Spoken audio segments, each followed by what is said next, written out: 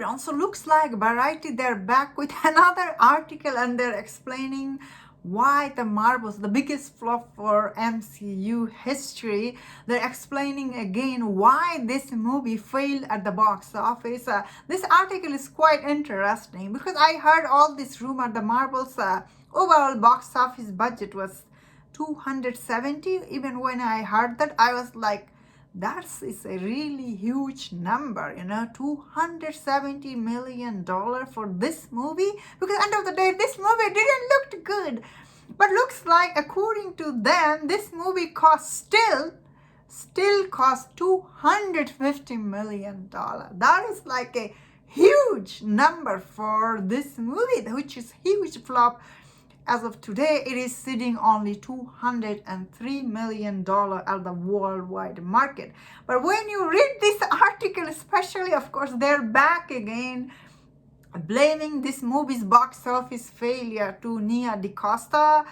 Now they're adding new thing. Looks like they're adding Hollywood strike, and of course Bob Iger blaming COVID. That is like so funny. How is he blaming COVID for this movie's box office failure? This movie failed at the box office.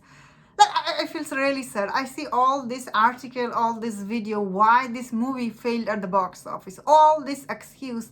The real reason this movie failed at the box office, not for anything else. It's because this movie overall is not that good. This movie is not that good. When you watch this movie, it feels like half of this movie is missing. All this reshoot and recut. When you watch this movie, you feel it. Of course, Bob Iger, he's coming out and should I say indirectly, he's blaming Nia DaCosta for this movie's failure. I guess end of the day, Nia DaCosta, although she did try to distance herself from this movie, because there is another article, she left the movie's project and all this thing, but looks like they're not letting her go that easy. Although Nia DaCosta, end of the day, she's really young. It's not like she's gonna make one blockbuster after another. After this movie's failure, who might even hire her again? You know what I mean? Although I personally wish they would put a little blame to Brie Larson, because I saw a lot of people don't want to pay to see Brie Larson movie.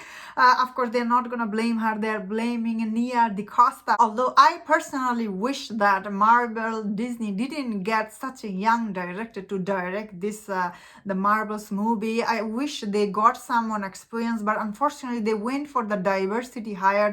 They got Nia DaCosta, who only directed this only one movie, The Candyman, and they gave her this job. That means this excuse for this movie's box office flop, it's really funny. Now they're blaming Hollywood strike and all this thing, and now COVID. How is COVID responsible for this movie's, the way you made it? How can you blame anybody? That means of course, according to this article, saying, but nothing stoked panic around Hollywood like Marvel's spectacular fall. No kidding. Studio endured one headache after another. Quality box office return. Of course, this movie Marvels which cost $250 million and just earned 200 million. Yeah, that's right. Here's the part it gets so funny. Iger blamed COVID. Nothing that there wasn't as much supervision. Yeah, of course, he's blaming Nia DaCosta. Supervision on the summer 2021 set, so to the speak, where we have executive really looking over what's being done day after another, but industry question explanation, nothing the executive were reviewing dailies or even what is they trying to say here? Are they really blaming COVID?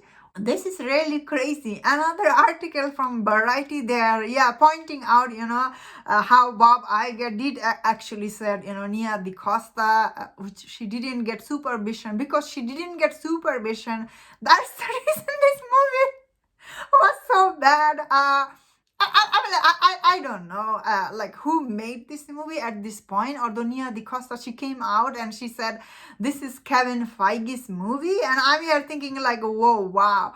They are like once again coming out blaming Nia DaCosta, although she does deserve some of this blame. Then again, you gave her this job, you know. You knew she's so young. She never done this kind of big blockbuster movie before. And yet you guys just handed her this because of her.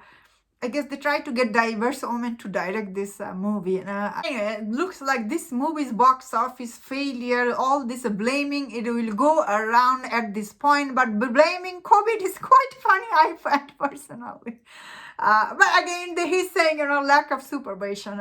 What can we say? And that's my thought on this. This article is actually quite funny.